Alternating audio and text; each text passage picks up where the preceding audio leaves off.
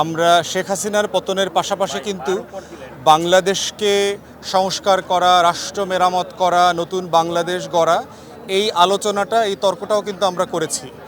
আমরা যখন বলেছি যে হাসিনাকে চলে যেতে হবে, শুধু হাসিনাকে চলে যাওয়ার প্রশ্নই আসে নাই, এর পরের বাংলাদেশটা কেমন হবে।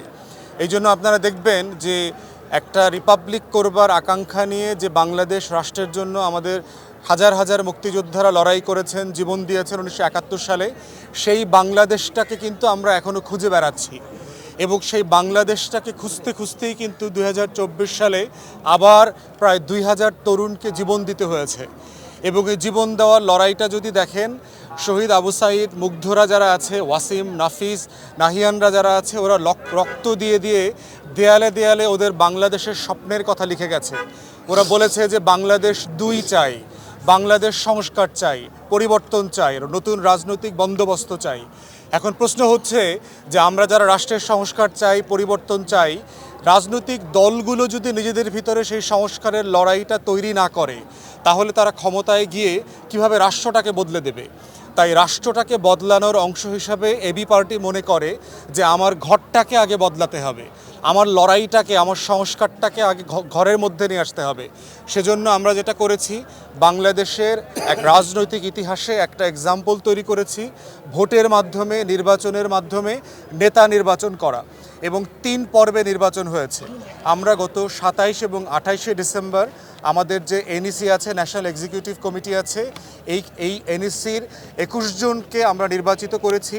300+ কাউন্সিলররা ভোট দিয়েছেন সারা বাংলাদেশে, বিদেশে, অনলাইনে, অফলাইনে। 60 জন প্রতিদ্বন্দ্বী ছিল। দ্বিতীয় দফা নির্বাচন হয়েছে গতকালকে। সভাপতি পদে 3 জন দাঁড়িয়েছিলেন, এবং গত 7 তারিখে এই 3 জন প্রার্থী আমেরিকা এবং ব্রিটেন সহ পশ্চিমা বিশ্বে, যেটা আপনারা দেখেছেন যে পার্টি প্রেসিডেন্ট এবং ন্যাশনাল প্রেসিডেন্ট হবার ক্ষেত্রে তারা উন্মুক্ত বিতর্কে আসে। আমাদের 3 জন প্রেসিডেন্ট পদপ্রার্থী কিন্তু সবার সামনে, গণমাধ্যমের সামনে, ফেসবুক, সোশ্যাল মিডিয়ার সামনে তারা উন্মুক্ত বিতর্কে এসছেন। তারা কেন দলের সভাপতি হতে চান, কেন ভোটাররা তাকে ভোট দেবেন, নির্বাচন মেনে নেবেন কিনা, কোনো নির্বাচন কমিশনের ব্যাপারে কোনো আপত্তি আছে কিনা, পরাজয়ের পরে একসাথে কাজ করবেন কিনা নতুন নেতৃত্বের অধীনে, এই ধরনের ক্রিটিক্যাল কোয়েশ্চেন কিন্তু তারা ডিল করেছেন।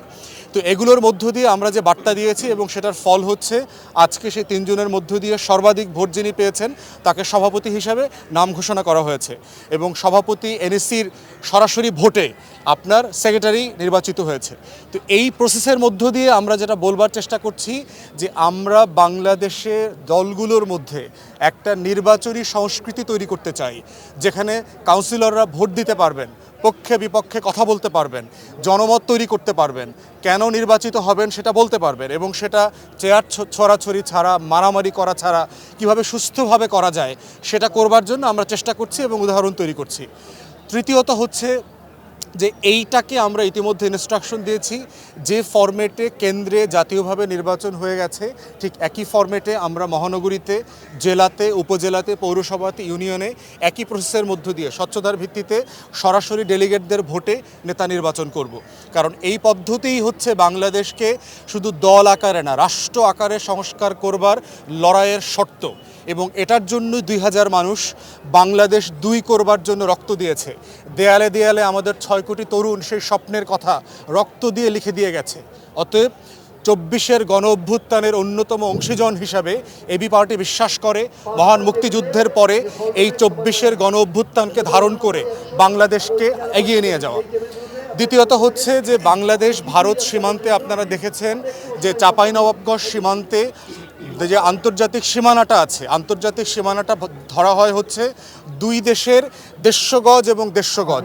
এই 300 গজ অথবা 300 মিটারে তার নিজের দেশও কোনো সীমানা, ব্যারিয়ার, ওয়াল তৈরি করতে পারবে না। কিন্তু আমরা দেখলাম কয়েকদিন আগে চাঁপাইনবাবগঞ্জ সীমান্তে ভারত তার 150 গজের মধ্যে আন্তর্জাতিক সীমানাতে বিজিবিকে না জানিয়ে, কোনো ঐক্যমত ছাড়া, তারা এগ্রিমেন্ট ছাড়া তারা ওয়াল নির্মাণ করা শুরু করেছে, এবং বিজিবির চাপে সেটা ভেঙে ফেলা হয়েছে এবং পতাকা বৈঠক হয়েছে। এটার মধ্য দিয়ে আপনারা দেখেছেন সরিষা খেতে লুঙ্গি পরা, গামছা পরা, খালি গায়ের হাজার হাজার বাংলাদেশিরা কিভাবে স্বাধীনতা, সার্বভৌমত্ব, আত্মমর্যাদা এবং জাতীয় স্বার্থের লড়াইতে হাতুড়ি নিয়ে, কাঁচি নিয়ে, কোদাল নিয়ে আমাদের সীমান্তে উপস্থিত ছিল। আমাদের বক্তব্য খুব পরিষ্কার যে আমাদের কোনো জমিন আমরা দখলে নিতে দেব না, আপনার কোনো জমিনও আমরা দখল করতে যাব না। আন্তর্জাতিক আইন মেনে চলবেন। ঠিক একই প্রক্রিয়াতে আমরা দেখেছি আমাদের বিজিবির সাহসী যারা সৈনিক ছিলেন, যোদ্ধারা ছিলেন, তারা একটা নদীর 5 কিলোমিটার অংশ যেটা ভারতের দখলে ছিল সেটা দখলমুক্ত করেছেন। আমরা ভারতকে পরিষ্কার বার্তা দিতে চাই, বেগম লক্ষণ সেনের পরে বাংলাদেশ আর ভারতের করদ রাজ্য কলোনি থাকবে না। যদি আপনারা সেই স্বপ্নে এখনও ঘুমায় থাকেন, দয়া করে ঘুম থেকে ওঠেন। এই বাংলাদেশ লাল সবুজের পতাকার বাংলাদেশ, 2000 শহীদের রক্তে গড়া নতুন বাংলাদেশ। এই বাংলাদেশে কোনো আধিপত্যবাদ আমরা মেনে নেব না। ভারতের সাথে আমরা সম্পর্ক চাই সম্মানের ভিত্তিতে, মর্যাদার ভিত্তিতে, আধিপত্যবাদের ভিত্তিতে না। তাই আমরা বিজিবির সৈনিকদেরকে, সেনা কমান্ডার যারা আছেন তাদেরকে আমরা স্যালুট জানাই। কাস্তে হাতে লুঙ্গি পরা যে হাজার হাজার মানুষ আমার সীমানার ইঞ্চি পাহারা দেবার জন্য রাত দিন ঘিরে ওই সীমান্তে অপেক্ষা করছেন, লড়াইয়ের প্রস্তুতি নিচ্ছেন, তাদেরকেও স্বাগত জানাই। এই লড়াই হচ্ছে আমার মুক্তির লড়াই, হাজার বছরের লড়াই। এই লড়াই আমাদের পূর্বপুরুষরা বারবার করে এসছে এবং বারবার করে যাবে। অতএব আমরা সম্পর্ক চাই, কিন্তু আমাদেরকে ছোট মনে করবেন না। আমাদের বাংলার রাজাদের কিন্তু দিল্লির রাজাদের পরাজিত করবার ইতিহাস আছে। শামসুজ্জামান ইলিয়াস শাহের ইতিহাস ভুলে যাবেন না। অতএব আমরা তাদের উত্তরসূরি। সেই বাস্তবতা ধরে নিয়ে আমরা অনুরোধ করছি, আমরা সম্পর্কের উন্নয়ন চাই, মর্যাদার ভিত্তিতে, সম্মানের ভিত্তিতে।